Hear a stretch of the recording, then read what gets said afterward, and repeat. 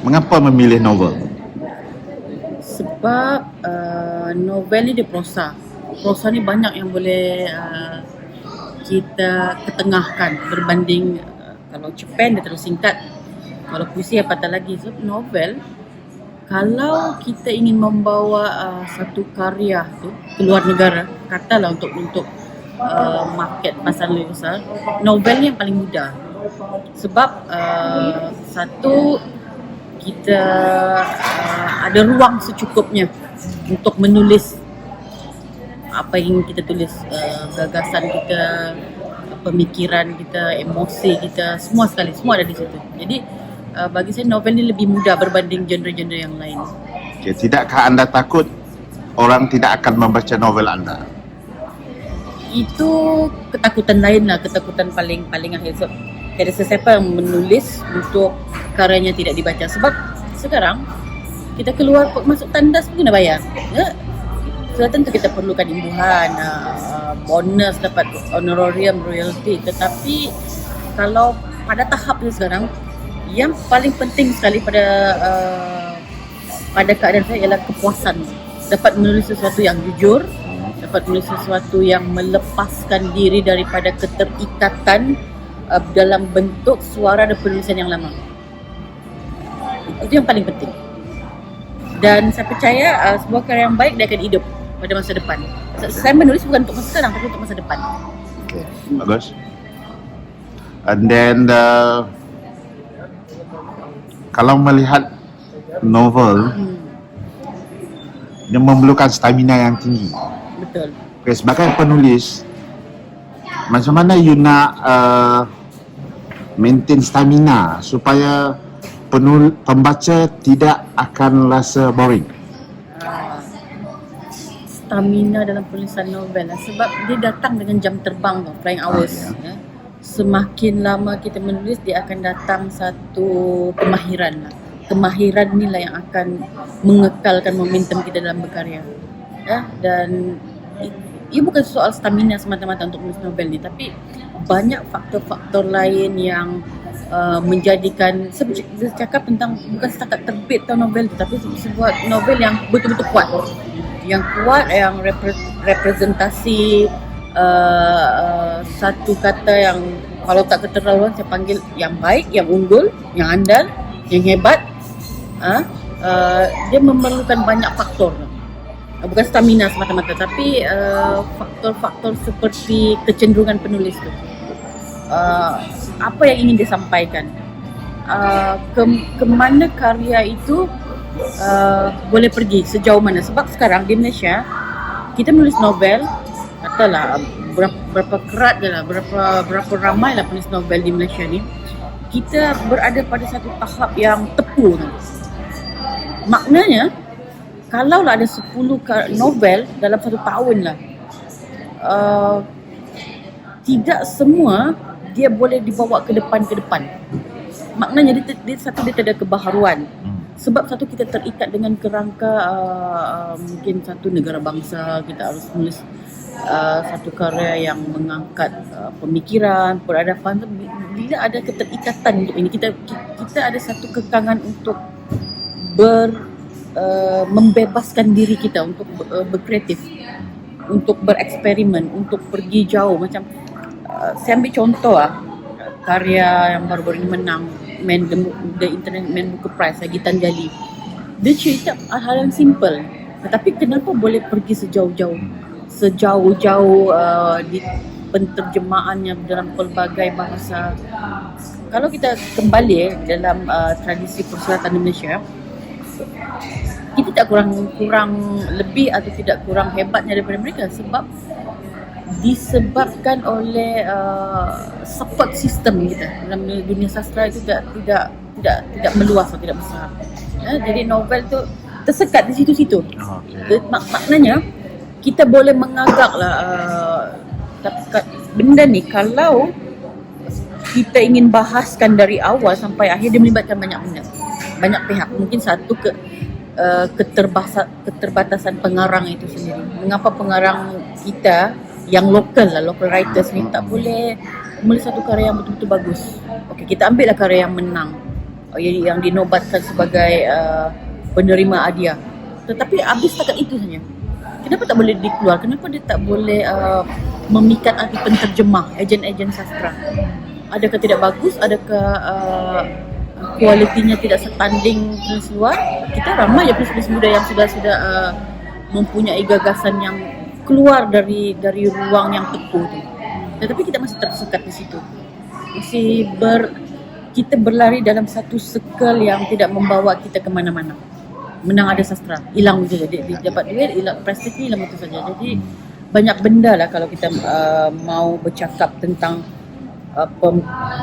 kenapa karya itu dipilih, dia boleh bersangkut paut dengan panel pula, kenapa panel itu memilih pula. Jadi kita mempertikaikan kenapa panel itu memilih karya itu, sedangkan karya itu biasa saja.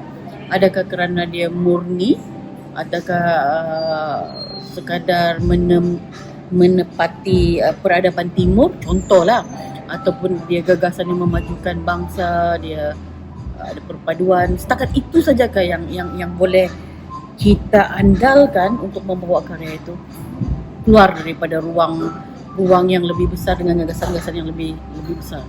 Okey. Soalan personal lah. Okay. Apa ketakutan you sebagai seorang penulis novel? Ketakutan saya ialah apabila saya tak boleh membebaskan diri saya daripada kerangka yang dibina oleh pemain-pemain industri dan orang yang menetapkan karya yang bagus itu seperti apa melalui penilaian-penilaian ada sastra contohnya. Kita tengoklah karya-karya yang dipilih seperti apa. Jadi kalau saya katalah saya ada rakan saya yang menulis di luar kebiasaan tetapi tidak dipilih oleh panel, adakah karya itu buruk? Tidak semestinya. Jadi ketakutan ini bukanlah ketakutan sebenarnya, tetapi kekangan lah, cabaran untuk kita memecahkan tembok tu. Sebab kalau kita melihat contoh, kita ambil Wan Azrik lah.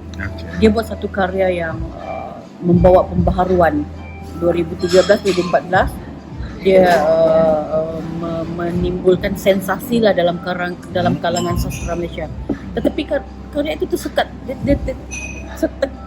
tersekat setakat itu saja sebab tidak direstui oleh para sarjana. Kerana sarjana kata karya itu vulgar, karya itu tidak selari dengan peradaban timur, karya itu terlalu radikal. Jadi sarjana menetapkan seperti itu. Sedangkan satu karya sastra bagi saya dia harus bebas. Dia harus dia mewakili suara bukan saja suara orang intelektual tetapi marhain, bahkan suara orang gila di tepi-tepi jalan. Bagi seni itu, seni untuk masyarakat, okey. Satu seni untuk masyarakat, satu seni untuk kepuasan peribadi. Ruang ini, pemisahan ini tidak seharusnya berlaku pada dunia sekarang. Yang kita sudah berada di dunia yang tanpa batasan tau. Dalam kalau kita ingin memasarkan karya, boleh melalui atas talian kan, tidak semestinya dalam bentuk buku seperti ini. Kita sudah mempunyai pelbagai medium. Jadi saya fikir sastra Malaysia masih tersekat pada tahun 20 tahun, 30 tahun yang lalu. Dari segi mengangkat, dari segi mengangkat satu karya yang bagus. Jadi itu satu pembaziran lah bagi saya. Setiap tahun, setiap 2 tahun lah satu karya itu diumumkan sebagai karya yang baik. Tetapi dia setakat baik di atas kertas, di atas perbincangan panel-panel, tetapi tidak dikenali oleh masyarakat. Tidak melata ke masyarakat. Tidak semua. Saya percaya mereka ni ada kesedaran lah sebagai seorang yang diamanahkan untuk memilih, sebab banyak hal lah, sebab kita ni negara yang majmuk kan. Saya faham kenapa harus menjaga sensitivity itu, mengapa harus menekankan nilai ketimuran dan walaupun kadang-kadang mereka mencari pembaharuan, tetapi pembaharuan itu sebenarnya tidaklah baharu sangat. Dia sekadar kitaran atau pengulangan yang akhirnya membosankan. Kan? Jadi kalau lah betul-betul kita ingin membawa sastra Malaysia ni lebih maju lagi lah. Jangan kita pergi dunia lah. Kita lawan negara jiran je lah, Indonesia. Indonesia kita lawan. tak terlawan ni. Betul. Saya setuju dari segi pemikiran. Anda bercakap mengenai teknik atau isi Konten novel. konten. Okey. Untuk novel terbaru Seteru dalam Bukanlah baru sangat, tapi terbit tahun ni sebenarnya. tak kisah. Seteru dalam keheningan. Okey. Apa yang menarik tentang Seteru dalam keheningan? Seteru dalam keheningan, dia tidak terikat dengan kerangka sastra Malaysia. Dia tidak terikat, tetapi dia tidak biadab. Yang penting. Okey. Macam masih berada di ruang yang halal tu lah. Yes. Okey. Masih berada di ruang peradaban timur tu, tetapi dia melepaskan diri dia daripada ketakutan daripada hal-hal yang boleh macam saya fikir karya ni kalau ditulis pada tahun 70-an, 90-an, dia mungkin boleh diteruskan dengan lebih luas lagi, dengan lebih mendalam lagi. Kalau kita berkata tentang kejujuran dalam karya lah. Okey, satu kejujuran dalam karya. Kedua, kejujuran kritikus. Okey. Kadang-kadang kritikus ataupun pengkritik memilih untuk lebih memuja Pemujaan. daripada berkata benar. Setuju? Anda setuju dengan kenyataan saya? Saya boleh setuju, saya boleh juga Tidak. membahaskan Okey. sedikit lah. Sebab kadang-kadang kritikus lah, sarjana lah. Sebab mereka ni bukanlah membaca sangat pun. Mereka cuma dapat buku untuk dinilai pada waktu itu saja. Jadi mungkin penilaian mereka tu berdasarkan sense of humor, berdasarkan kriteria yang telah ditetapkan. Siapa yang menetapkan kriteria? Jadi mereka juga tak boleh salahkan mereka. Ada yang berpandangan jauh, ada yang ingin memilih di haluan atau di pihak yang lain, tetapi mereka terikat dengan kriteria. Jadi mereka harus akhirnya memilih satu karya yang menepati kriteria lah. Sebenarnya Karya untuk pertandingan. katalah ada salah. Kalau itu itu sahaja yang saya fikir boleh menimbulkan polemik kalau dalam dunia sastra ni. Kalau tak ada sastra, tak ada pertandingan, sunyi sebenarnya. Betul. Kenapa? Mungkin akan contoh diumumkanlah penerima untuk hadiah sekian, berlaku polemik, berlaku ketidakpuasan. Maknanya itu satu perkembangan yang sehat. Tapi kalau semua orang bersetuju dengan nama-nama dengan buku-buku yang dipilih, maknanya kita semua buta. Jadi masih ada kesedaran lah. Perlu ada check and balance. Ya, masih ada kesedaran lah untuk menyelamatkan kita punya sistem yang mungkin betul tak betul ataupun banyak benda lah mungkin kalau mau kita kembali kepada asas seperti di penulis itu sendiri. Ya, dia menghasilkan karya yang baik tu tanggung jawab penulis. Kan memilih yang karya baik untuk satu-satu penganjuran ataupun penganugerahan itu tanggung jawab sarjana. Kan? Jadi banyak benda lah boleh dibetulkan. Okey. Polemik popular atau sastra berat? Tengah-tengah, saya ambil tengah-tengah. Okey. Saya tak boleh ambil sastra berat sebab sastra berat ni dia ada medium dia yang eksklusif. Popular kita faham mengapa macam ruang popular ni, sebab mereka pemain industri. Mereka terikat dengan pasaran. Commercial value. Yes. Yang menulisnya, yang menjual buku ni kena bayar bil, kena makan, kena bayar tol kan. Jadi dia dalam satu kitaran yang akhirnya pada penghujungnya, sekalipun kita marah, kita berdebat tidak puas hati, kita harus membayar bil dan cukai-cukai. Betul. Dan kita patuh kepada peraturan kapitalisme. Okey. Sastra pun seperti itu. Ya, betul. Okey, Seteru dalam keheningan, mengapa tidak dihantar untuk pertandingan? Saya fikir saya ingin karya ini terbit secara natural, Organik. organik, Ya. dihidupkan oleh waktu, bukan dihidupkan oleh pertandingan. Sebab kalau dihantar pertandingan dia tak akan dimenangkan sebab ada kejujuran di situ. Karya yang jujur sukar untuk menang.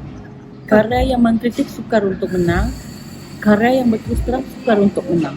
Karya yang menang ni karya-karya yang mengampu. Karya-karya yang Okey. dia macam plastik. Okey. Karya yang dia macam menutup, macam dinding ada lubang-lubang kita tutup dia dengan wallpaper. Nampak cantik. Begitu juga karya sastra. Kita perasan atau tidak, karya-karya yang menang ni semua karya-karya yang idealis, yang mempunyai ideologi, yang menyelamatkan emosi manusia tamadun. Kita faham keperluan itu. Tetapi untuk satu karya yang boleh kita banggakan, yang boleh kita bila sebut, yang boleh kita rasa macam rasa satu kepuasan. Contohlah Salinan, dia ikut sayembara, dia bukan menang tempat pertama. Penuh dengan vulgar, pelacuran. Kenapa dia hidup sampai sekarang? Okay. Soalan terakhir. Okay. 3 novelis yang anda suka di Malaysia. Novelis Anwar Ridwan, Shahnon, Zurin Hasan. Okay. Antarabangsa? Gabriel Garcia Marquez, Albert Camus dengan Arundhati Roy. Okay. God of Small Thing. So, pesanan untuk peminat anda? Jadilah pembaca yang lebih pintar, yang dewasa dalam mencari bahan-bahan bacaan, dan kalau berkesempatan dapatkan seteru dalam keheningan. Shopee boleh dapat. Kalau sekarang ni mudah, pembelian sangat mudah. Beli atas talian. Tak mahal, RM20.